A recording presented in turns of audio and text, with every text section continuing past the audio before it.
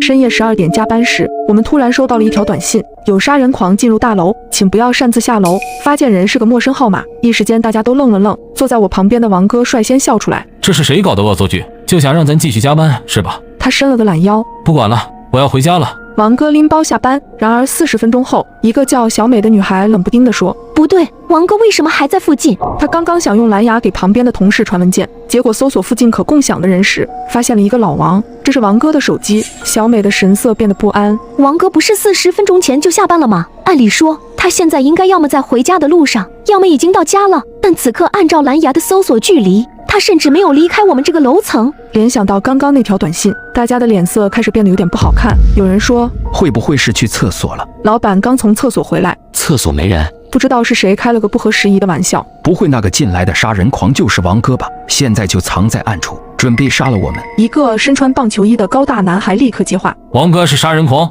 那太好了，我能一拳干爆一个。这话一说，大家都笑起来，因为王哥身材矮小，体型瘦弱，换桶水都需要别人帮忙。老板说，估计小王就是把手机落在这里了，你们帮他找找，明天给他。棒球男立刻给王哥的手机打了个电话，想听铃声来判断手机的位置。电话拨通，四周一片寂静。静音了。棒球男嘟囔一下，挂了电话。就在我们打算继续帮王哥找他落下的手机时，棒球男的手机突然叮了一下，王哥发来消息。什么事？我们愣住了。棒球男愣了愣，给王哥发：你在哪呢？王哥回复：我刚到家。怎么了？看到这条消息，棒球男气不打一处来，还骗呢？我们都搜到你的蓝牙了，你在哪儿藏着呢？他打到一半，正要发送，手机却突然被小美抢了过去。别回，这个发消息的人不是王哥。小美抬起手，指着聊天界面：你们看，王哥平时发消息从来不打标点符号，句子之间都是用空格隔开。大家全都愣了愣，各自打开手机翻了翻，的确王哥之前不打标点的。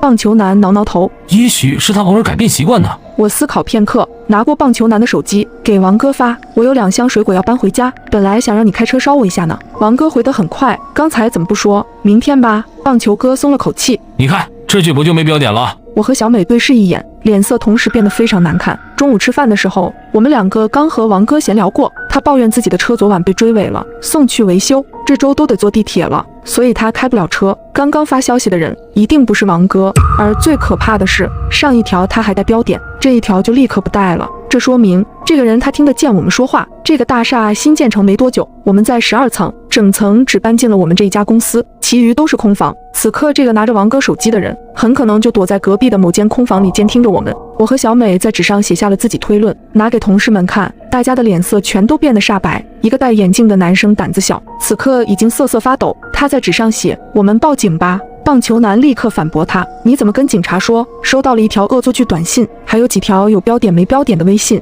棒球男在纸上写：去监控室，就一清二楚了。监控室可以看到王哥去了哪里，也可以看到整层楼的情况。如果真的有凶手潜伏在这一层，只要查监控就能看到他的位置。棒球男起身就要去监控室，但是突然被小美拦住了。小美用自己的备忘录打字：从现在开始，我们任何人都不要单独行动。的确，如果真的有杀人狂潜伏在这里，那落单的情况无疑是最危险的。棒球男有些不屑，因为他身材高大，浑身都是肌肉，只有别人怕他，没有他怕别人的份儿。然而小美已经分好了组，我们留在公司加班的一共有6人：老板、王哥、棒球男、眼镜男、小美和我。现如今王哥不知所踪，还剩下的5人里，棒球男和眼镜男一起去监控室，剩下3人在原地等候。棒球男提出：眼镜这么怂，还是算了，老板跟我一起去吧。眼镜男本来就害怕，闻言更是求之不得，一个劲儿地往后躲。于是棒球男和老板一起打开公司的门，走进了昏暗的走廊中。在小美的要求下，棒球男还拿手机连着视频，给我们实时直播他们看到的情况。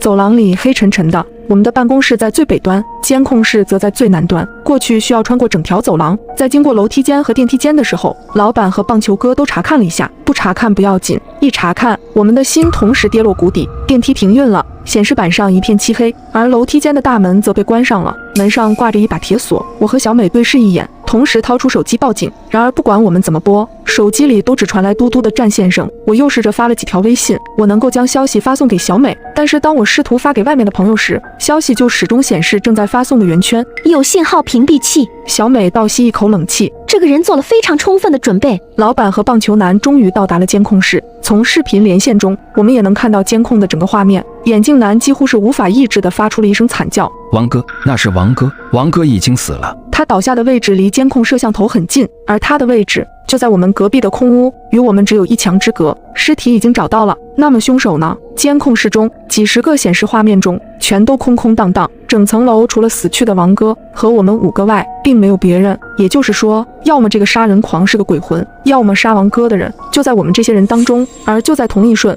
手机里突然传来棒球男惊恐的喊声：“老板，你干什么？”下一秒，视频连线断了。几秒钟后，走廊那端突然传来了一声重响，响声之大，让所有人都狠狠哆嗦了一下。随后，微信群里弹出了棒球男的语音，他喘着粗气：“老板刚刚突然想杀我，还好我力气大，反应也快，他被我反杀了。我现在回去，你们都还在公司里吧？”随着语音一起被发到群里的，还有一张照片。监控室内，老板倒在地上，我强忍着恐惧，想要回复棒球男，然而小美一只手突然抓住了我。棒球男在撒谎，看出不对劲了吗？我狠狠抖了一下，我明白了，如果老板是在想要偷袭棒球男时被反杀，那么他应该是迎面被棒球男击中，但此刻老板的伤口是在脑后，所以老板根本没有偷袭棒球男，而是棒球男在老板看监控的时候偷袭了老板。旁边的眼镜男盯着前方，一个劲儿的喃，都在撒谎，都不可信。而就在他话音落下的瞬间，远远地响起了脚步声，棒球男回来了。电光石火之间，眼镜男突然打开门，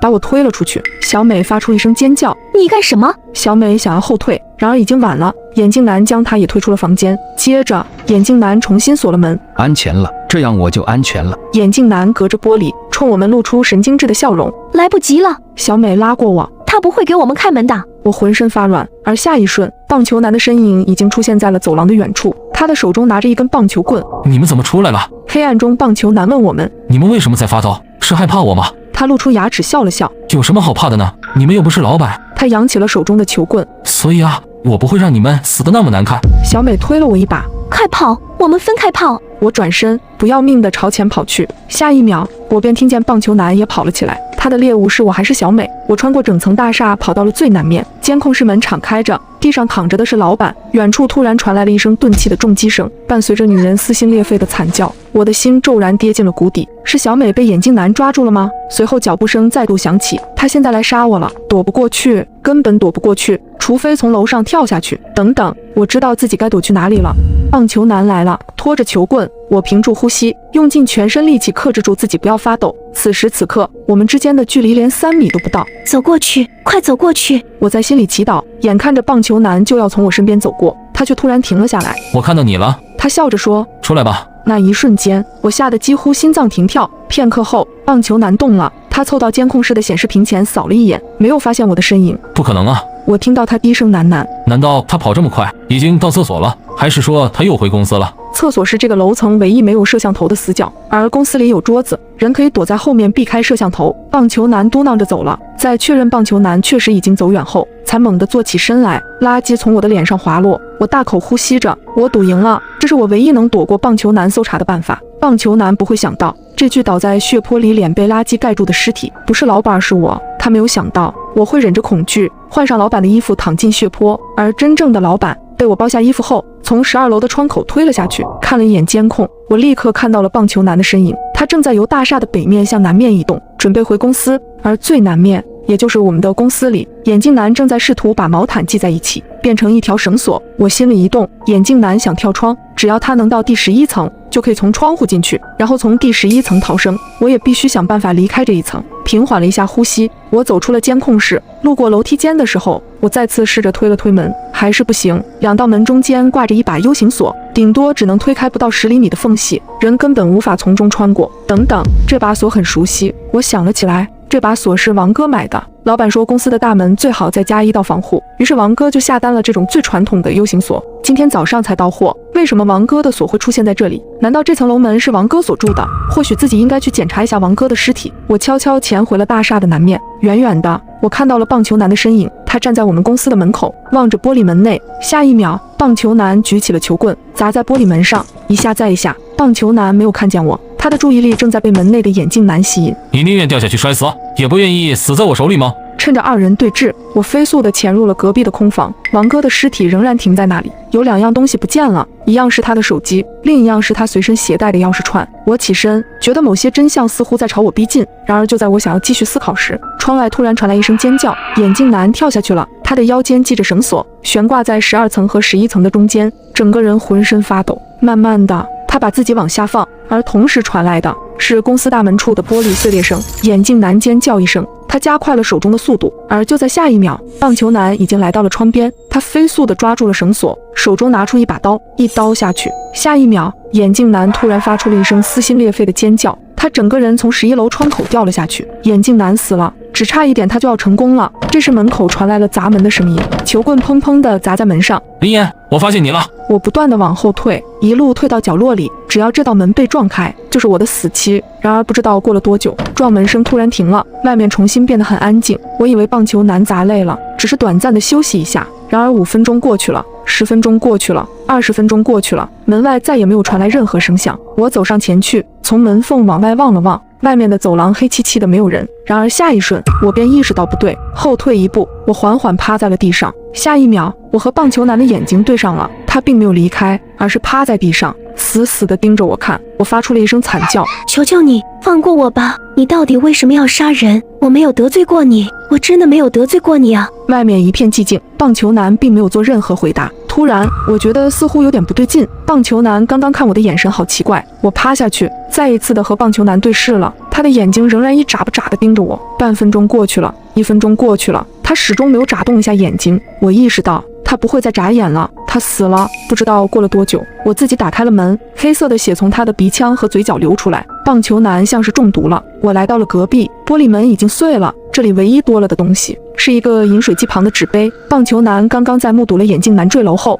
从饮水机里接了一杯水。我蹲下来，在饮水机的冷水出口旁闻到了一点刺鼻的怪味。棒球男很可能是闻不到的，他球棍上的血腥气太重了，压过了其他的味道。是谁做的？是谁往饮水机的出口抹了毒药？我拿出了棒球男身上的手机，打开短信界面，下一秒我的呼吸停跳了。12点整，棒球男和我们所有人一样，收到了那条消息：有杀人狂进入大厦，请不要擅自下楼。但是在11点40分的时候，棒球男还收到了来自同一个号码的短信：恭喜你被选中成为杀人狂，定金已经打到你的银行账户。如果今夜除了你外，没有别人从大楼里活着离开，那么你将额外收获1000万元的奖金。与这条短信一同被发进来的是银行的短信，显示账户进账10万元，备注定金。这就是棒球男杀死所有人的理由。在收到提醒短信的20分钟前，他收到了杀人的短信。游戏开始时，他已经是个卧底。那么这个游戏中，卧底只有一个吗？我突然想起了什么，从口袋里掏出老板的手机，我看了一下